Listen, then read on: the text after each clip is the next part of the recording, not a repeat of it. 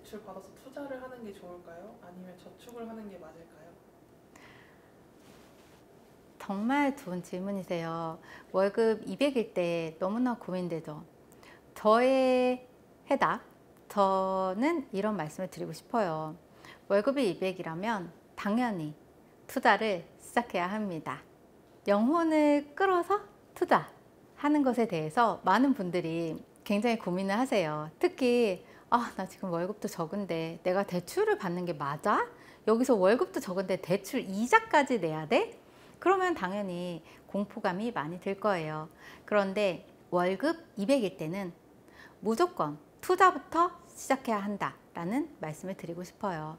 다만 이 투자가 어떤 투자인가, 이것이 관건이라고 할 수 있을 것 같아요. 월급이 200인데 저축만 하는 건 안 되나요? 라고 질문한다면 저는 안 된다 라고 말씀을 드리고 싶어요.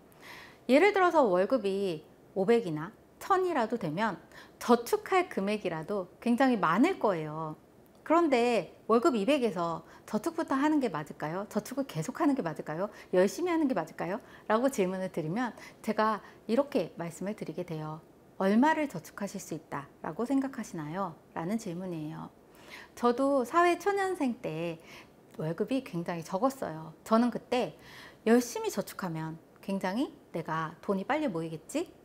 라고 해서 월급이 적기 때문에 아등바등 안 먹고 안 쓰기, 그거에 집중을 했어요. 그런데 놀라운 일은 월급이 1000만 원인데 저축을 하는 사람은 물론 빨리 갈 수 있어요. 예를 들어 월급이 높을수록 안정적인 투자 또는 저축이 효과도 낼 수 있다는 거예요. 왜냐하면 저축으로도 어느 정도 유지가 되고 또 그 돈도 불어날 수 있기 때문이에요. 왜냐하면 월급이 1000만 원이니까 실제로 생활비를 쓰고 나서도 저축할 금액이 어느 정도 실질적으로 눈에 보이는 정도의 금액이 쌓일 수 있다는 거예요. 월급 200일 때는요, 여러분이 제가 저축해야 할까요? 저축으로 어떻게 해볼까요? 라고 질문을 하면 도대체 거기서 얼마를 저축할 수 있을까를 상상해 봐야 한다는 거예요. 어떻게 하면 종잣돈을 빠르게 불릴 수 있을까에 집중을 해야 되는 타이밍이지 지키는 것에 집중을 해야 되는 타이밍은 아니라는 거예요. 그렇다면 어떤 투자를 해야 할까? 그리고 대출을 받는 것이 맞을까? 전 맞다고 생각해요. 옛날에 저는 사회초년생일 때 지금 월급도 얼마 안 되는데 내가 무슨 대출 받아서 차도 사고 집도 사고 또는 여러분들 배우고 싶은 것도 있어도 월급 200일 때는요, 대출도 없이 또는 내 돈만으로는요 학원비 내는 것도 버거워요. 예를 들어서 내가 영어도 배우고 싶고 또는 나의 능력을 몸값을 높이기 위해서 영상 편집도 배우고 싶고 그러려면 여러분 돈이 필요하죠. 근데 여러분이 월급이 적은 거예요. 그렇다면 그런 것을 과연 배울 수 있을까요? 그리고 또 여러분이 주식 투자도 해보고 싶어도 월급이 적기 때문에 이 돈을 아무리 저축해서 내가 해야지 라고 하면 벌써 시간이 가 있고요, 주가도 변해 있고 다 가격이 높아져 있을 수도 있어요.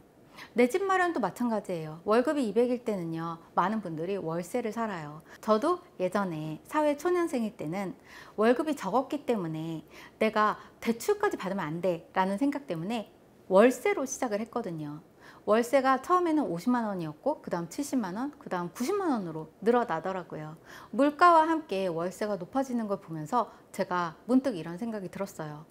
나는 돈이 없어서 대출을 받지 말고 차라리 그냥 월세 사는 게 맞지 라고 생각했는데 실제로 그 돈은요, 길에다 뿌리는 돈과 마찬가지였던 거예요.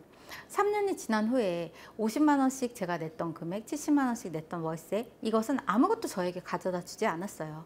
다만 대출이라도 받아서 만약 대출이자를 냈다라고 하면 내가 어느 정도 부동산 지식이 있고 또는 투자에 대한 지식이 있다면 어느 정도 시간이 지나고 나면 장기 투자, 조금은 안정적인 투자로 들어갔기 때문에 여러분이 그동안 만약 600만 원을 이자로 냈어도 2천만 원 정도의 수익이 날 수도 있다는 거예요.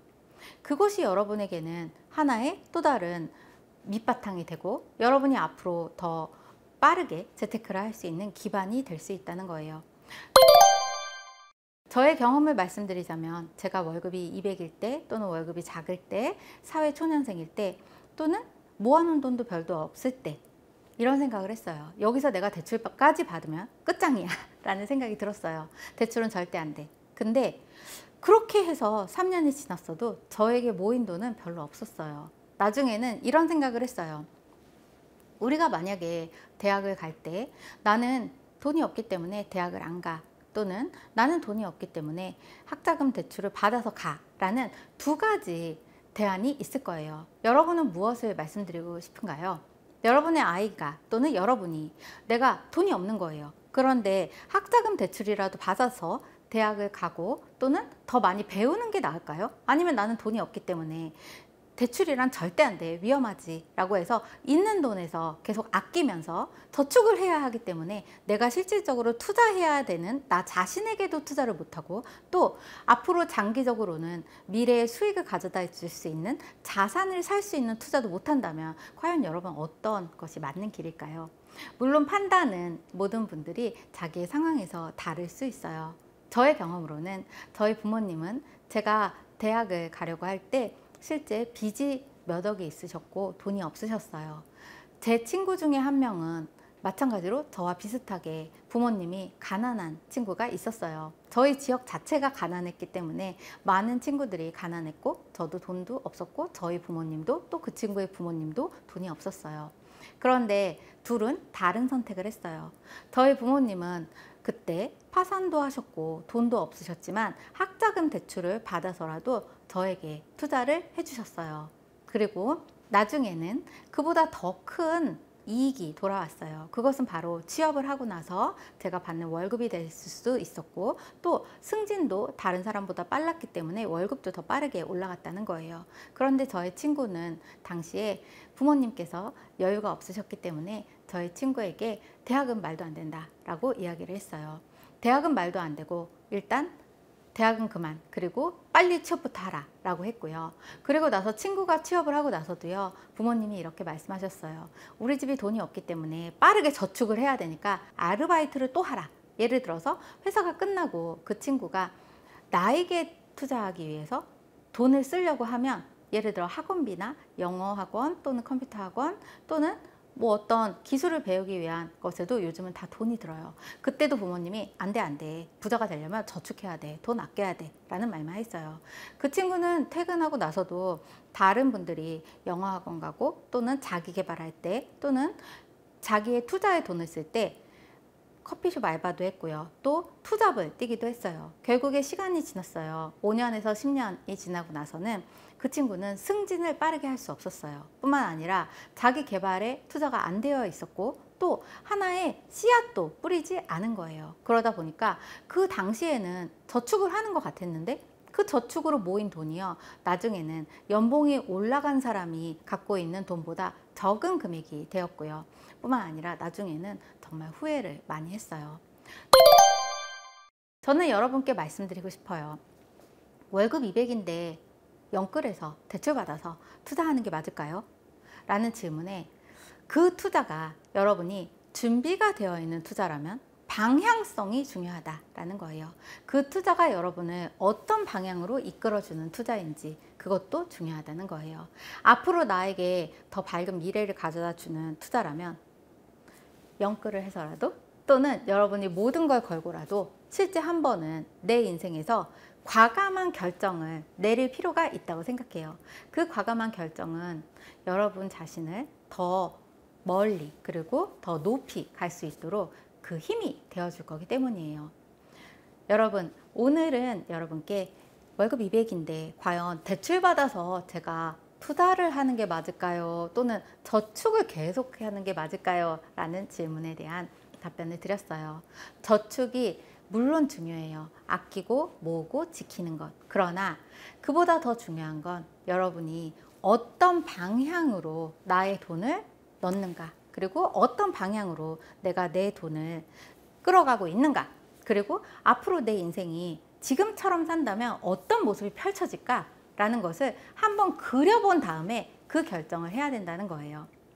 여러분들이 누구보다도 적극적으로 준비된 투자를 통해서 대출을 레버리지로 삼아서 여러분의 능력도 높이고, 또 앞으로 올라갈 수 있는 부동산 또는 오를 수 있는 주식 등을 알아보는 공부도 하시면서 과감함을 펼친다면 여러분의 미래는 두려움이나 공포보다 희망과 또 기쁨이 함께할 거라고 믿습니다.